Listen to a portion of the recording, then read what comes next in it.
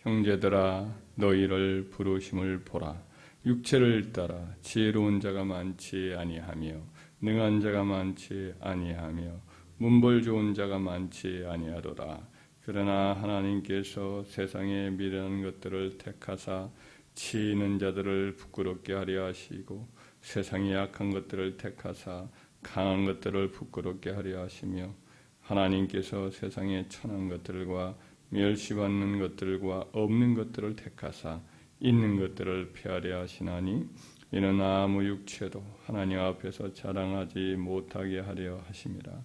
너희는 하나님께로부터 나서 그리스도 예수 안에 있고 예수는 하나님으로부터 나와서 우리에게 지혜와 의로움과 거룩함과 구원함이 되셨으니 기록된 바 자랑하는 자는 주 안에서 자랑하라 함과 같게 하려 함이라.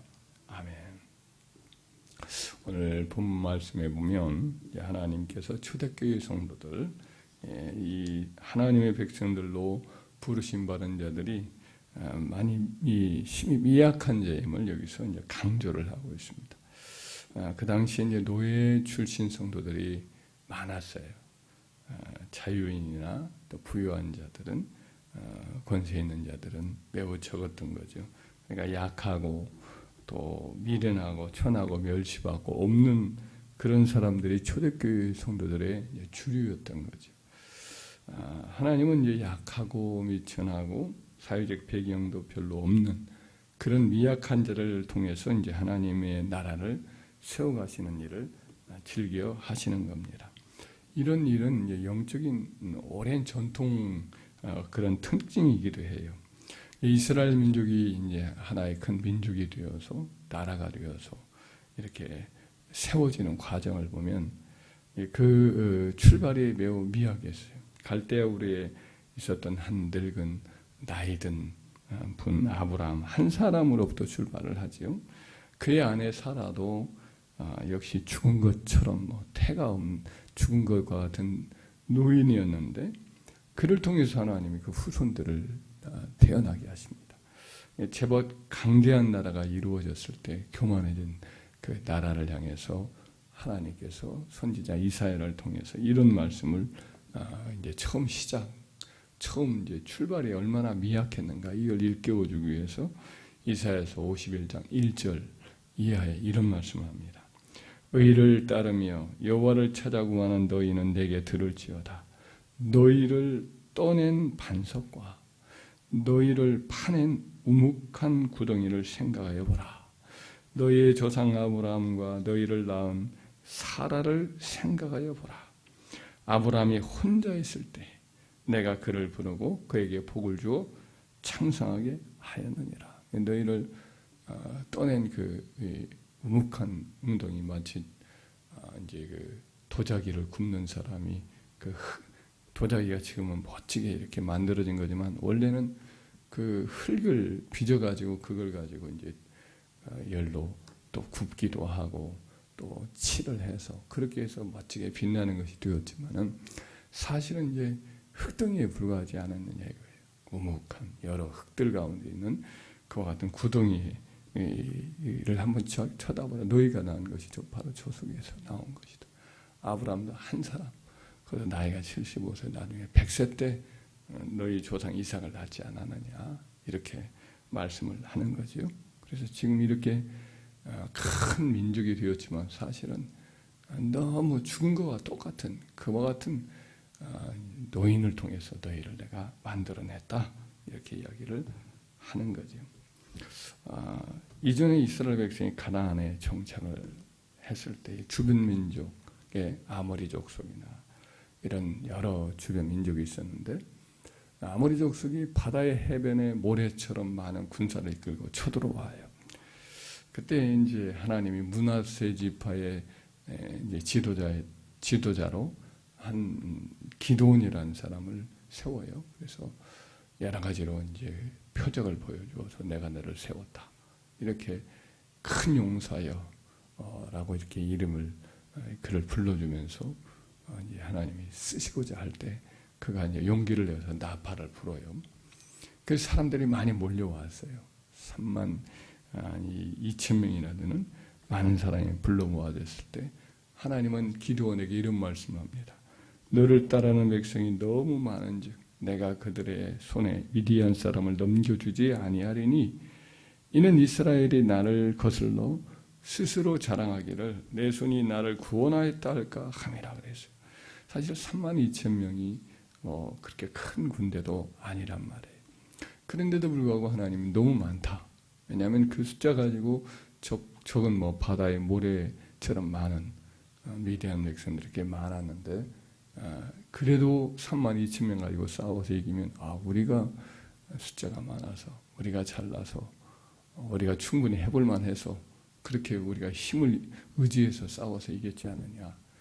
자기의 힘으로 구원하였다. 하나님을 잊어버릴까 싶어서 아예 인간의 힘으로는 싸워서 이길 수 없는 소수로 만들어요. 그래서 300명만을 하나님이 선발을 해가지고 기드온이 300용사 데리고 그들과 맞서 싸워서 대승리를 거두게 이렇게 하시는, 그래서 하나님께만 영광을 돌리게 하시는 일을 하셨던 거지요. 그런 일들이 이제 우리 주님이 오신 일과도 관련되어서 예언이 주어졌을 때도 그 오실 그리스도가 심히 세상적으로 볼 때는 미약한 자라는 것을 상징적으로 보여준 한 예가 있습니다. 다니엘서 2장에 보면 그 당시에 최전성 제국을 이루었던 바벨론의 왕 느부갓네살 왕이 꿈을 꿔요. 꿈을 꿨는데 꿈속에서 한 큰 신상이 있는데 신상이 머리는 금이요, 가슴 어깨는 은이요, 그리고 또 이 종아리와 이제 배와 넓적다리는 또 노시예요. 그리고 종아리하고 발은 쇠예요. 근데 거기에는 이제 그 진흙이 좀 섞여 있는 그런 이제 철로 만들어진 그런 다리가 있었는데 갑자기 사람으로 말미암지 않은 뜨인 돌이 나타나더니 그 발 부분을 탁 쳐서 넘어뜨리니까 그 신상이 완전히 무너지고 그냥 그 바람에 날리는 겨처럼 흩어져 사라져 버려요. 그리고는 그 신상을 쳐서 무너뜨렸던 돌이 오히려 온 세상에 가득하게 이렇게 퍼지는 그런 꿈을 꿔요. 무슨 꿈인지 도저히 해석이 안 되었는데 이제 다니엘이 그 꿈도 알아맞추고 어떤 꿈을 꿨는가도 알아맞히고 꿈의 해석도 이렇게 말씀을 주는데 이 금, 은, 동 그리고 이제 쇠 이런 것들이 세상 나라를 가리키는 거예요. 세상 나라 바벨론 제국으로부터 시작해서 그 다음에 이어질 세상 마지막에는 이제 로마의 제국이라는 그와 같은 나라로 상징할 수 있는 쇠의 10발가락의 쇠의 나라인 로마 제국의 그때의 하나님이 이제 그리스도를 보내는 거예요. 그때 그리스도가 바로 로마의 첫 황제라고 스스로 일컬고 모든 사람이 인정했던 아우구스투스 때와 태어나거든요. 아우구스투 황제 때 그때 태어나서 그때 온 세상을 쳐서 복음이 지금 세상을 지금 뒤덮고 오늘날까지 왔잖아요. 그래서 그리스도를 뭐라고 상징하느냐? 아까는 금, 은, 그 다음에 이제 동이죠. 그 다음에 쇠. 그 다음에 그거보다도 훨씬 못한 그냥 돌로 표현되어 있단 말이죠. 우리 주님이 세상에 오셨을 때 참 지극히 미약한 가문에 영락한 나라에 지극히 미약한 그 집안에서 목수의 아들로 태어나서 그가 일할 때 랍비 학교 문턱도 다니지 않은 그런 모습으로 시작을 해서 그에 따르는 제자들도 역시 갈릴리 어부의 그냥 그 출신으로서 배운 바가 별로 없는 그런 사람들 가지고 일을 시작하잖아요.